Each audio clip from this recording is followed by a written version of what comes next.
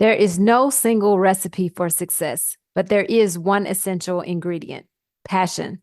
Martha Stewart.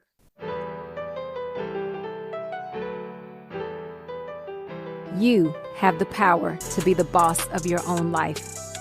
I'm your host, Monica Allen. I'm a wife, mom, entrepreneur, best-selling author, lifelong learner, and your biz bestie. I have a love and passion for all things small business.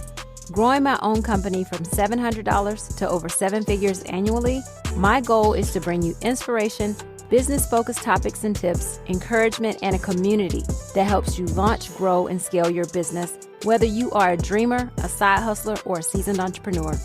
You are listening to the Become Your Own Boss podcast. This episode is being brought to you by Zeus's Closet, where we're like a tattoo shop for your clothes. As a small business, you should have branded apparel to help market and create brand awareness around your business. Right now, you can grab our small business package that includes 3 polo shirts, 2 logo button-down shirts, and free business logo setup at the link in the show notes. You can save 15% by using code BOSS15. Last week, I had the pleasure of traveling to Napa Valley. It was just for a few days, as Ethan and I had to sandwich it in between an entrepreneurship panel I participated in on Saturday and an AI panel he was speaking on Tuesday. But when I tell you, despite it being brief, it was a much needed break from the norm. We both just needed a moment. If you're a business owner juggling your business, kids, their social and academic lives, life can be a lot. And I will tell you that it's very important to take that pause every now and then. Call it self-care, mental health days, whatever you need, but take them. Now, if you've been around this podcast for a while, you know that I find entrepreneurial lessons and inspiration everywhere I go. And Napa was no different. I want to share some of those with you today. First, I already mentioned this to some degree, but there is power in taking a pause. After a whirlwind few months of juggling business, kids, and everything in between, this trip was about taking just a much needed pause. You can hear more about the craziness of this school year in business in episode 212. But last week, the kids were on fall break, so it was the perfect opportunity to leave them with the grandparents and escape to Napa with Ethan. It's easy to really get caught up in the hustle. And here in Atlanta, traffic is crazy. It can be very intense and stressful. But stepping away, even briefly, can give you clarity, perspective, and energy for what's going on or what's coming up. It's also really nice to reconnect with Ethan without having to share the conversation space. My kiddos love to talk, and we like for them to talk. We love to have very open communications, but sometimes I just want to have a conversation with him without the kids being apart, truthfully. But we all know that we need moments of stillness to refuel, to get clarity, to think, to just be. And this was a reminder that rest is not a luxury, but it's necessary for long-term success. And really, whether you're an entrepreneur or managing any other role in life, don't forget to pause, reflect, and recharge. You'll be glad that you did. And when we came back, truthfully, we jumped right back into everything. The kids came back home from the grandparents, and he and I were kind of juggling back and forth between hanging out with them and continuing to do the work. But I will say, just that brief moment and also just having the pleasant memories of the fresh air and delicious wine was perfect. There's a few other things that I took away, though, from the trip. And first, on day one, we kicked things off with a bike tour visiting 2 very different wineries, Matera Wines and Hagafen Cellars. Matera, owned by the Knat family from Chicago, is a beautiful, large facility with modern lighting, fixtures, artwork, and a stunningly decorated tasting room.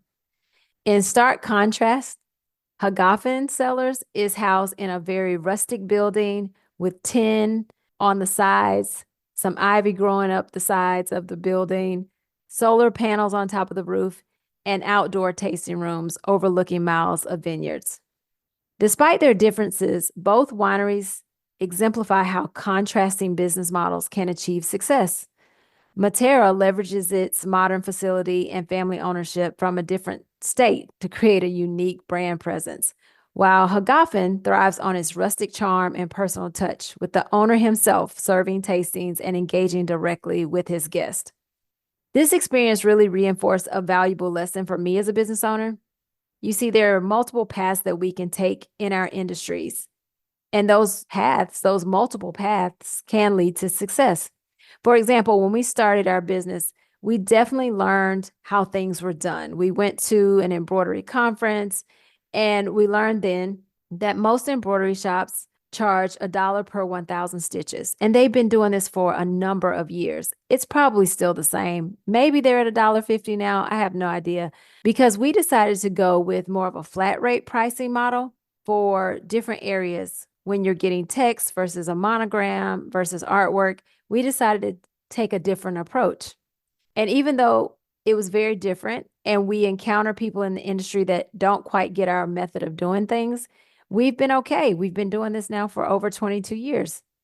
And, we're still here. I say all this to say that there's more than one way to reach success. And whether you choose to scale up with extensive resources like Matera or maintain an intimate hands-on approach like Hagafen, what matters most is staying true to your vision and adapting your strategies to fit your unique strengths, your market, and your desires. Because truthfully, it's about what you desire in your business. The second thing I saw a lot of was legacy. And that's my life word. So this really, really stood out to me. You see, on day 2, we visited a winery called San Giacomo, a business that's now in its 3rd generation of ownership. Hearing their story made me think of legacy, something all of us as entrepreneurs should consider, even though we may not desire to do that. We may want to sell our business. We may at some point decide to just completely exit our business and be done with it. But you should ask yourself for a moment, how do we build something that outlasts us? How do we ensure our businesses thrive beyond the current moment, if that's your desire?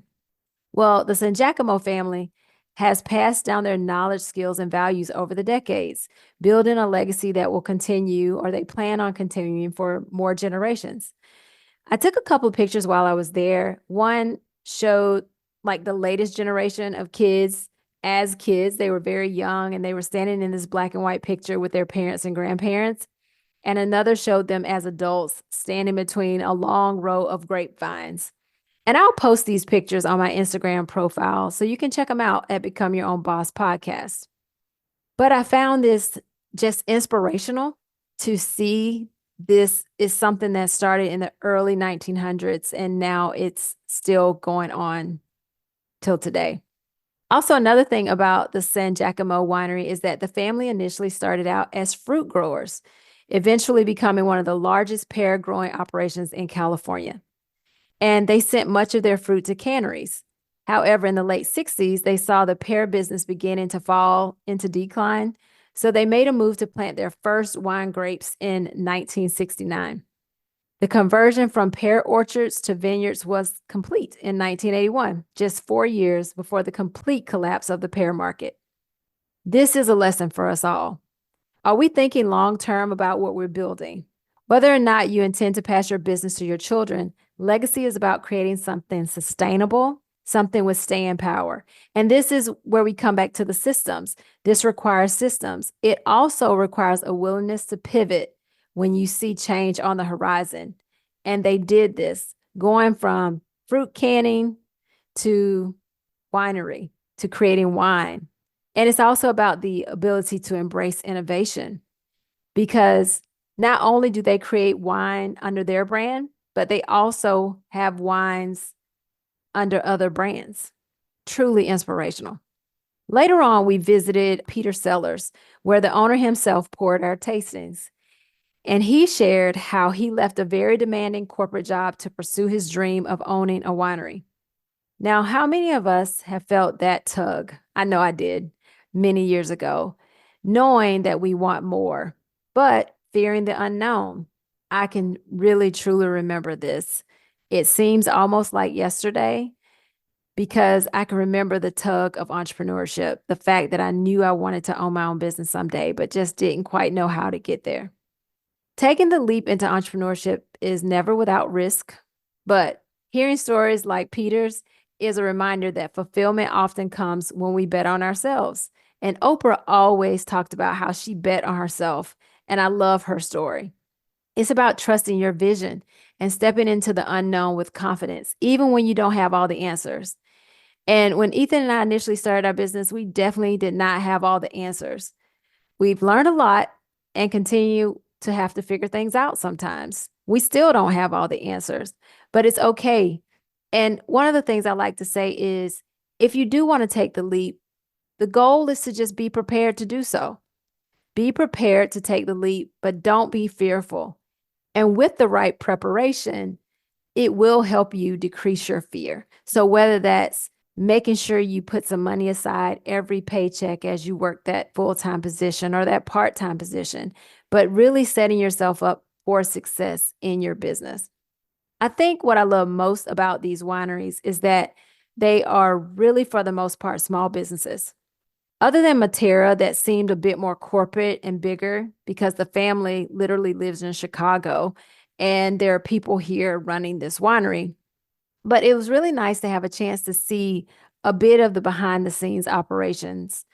One thing that stood out was the dedication of the owners of Hagafin and Peter Sellers. And we also visited another winery called Hanrama. And of these three, they had to know every aspect of their craft, whether it was the soil, the grapes, or the winemaking process. They knew their business inside and out. And as entrepreneurs, I totally think we need to delegate. It's important that we do delegate, especially if you want to scale. But there's value in knowing your business from the ground up. One, it ensures consistency. Two, authenticity. And three, quality. And your customers and clients notice when you've taken the time to master your craft. And that's what separates good businesses from really great ones.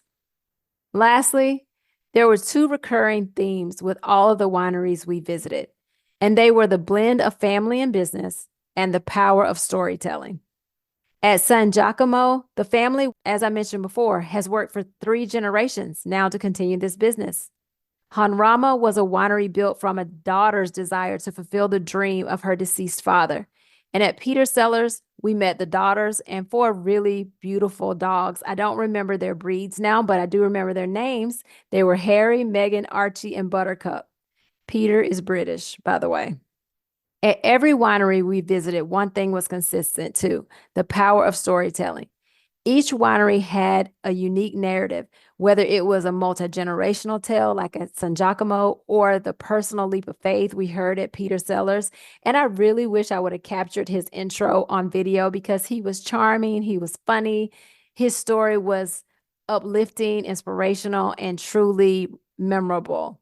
Storytelling is more than just a marketing tool, though. It's a way to connect on a deeper level with your audience. Like, I'll never forget him. As entrepreneurs, our stories matter. I want us to all remember that our stories matter. People want to know the why behind what we do. Sharing your journey, your passion, your struggles, your triumphs can set your business apart and build a connection that goes beyond just the products or services you offer. Truth be told, Ethan and I early on were in the shadows of our business. We never really stood out. We never really put our pictures on our website. We didn't say a lot about the owners. We just really didn't do that very much. And it was on purpose. We didn't want to. But now we are a bit more out there. We have a video on our Zeus's Closet website that tells more about our story. We talk about our story more. And truthfully, I do feel like our clients and customers connect with us more. People ask us to come speak at things often because people want to share in those things. They want to learn from others. And I think that's really important to tell your story. So those are just a few of the lessons I gathered from my brief trip to Napa Valley. Legacy, take that leap of faith, mastering your craft, blending family and business, and the importance of storytelling. These are all things that I believe every entrepreneur can relate to and learn from. Even in just a few days, I came away with so much to reflect on. And I hope these insights help you do the same in your own entrepreneurial journey. As always, thank you so much for listening today. I am grateful for you. Take a moment to rate, review, subscribe, and tell someone else about this podcast. Until next time, keep building, keep growing, and remember, now is the time. Now is the time to level up, leave a legacy, and become your own boss.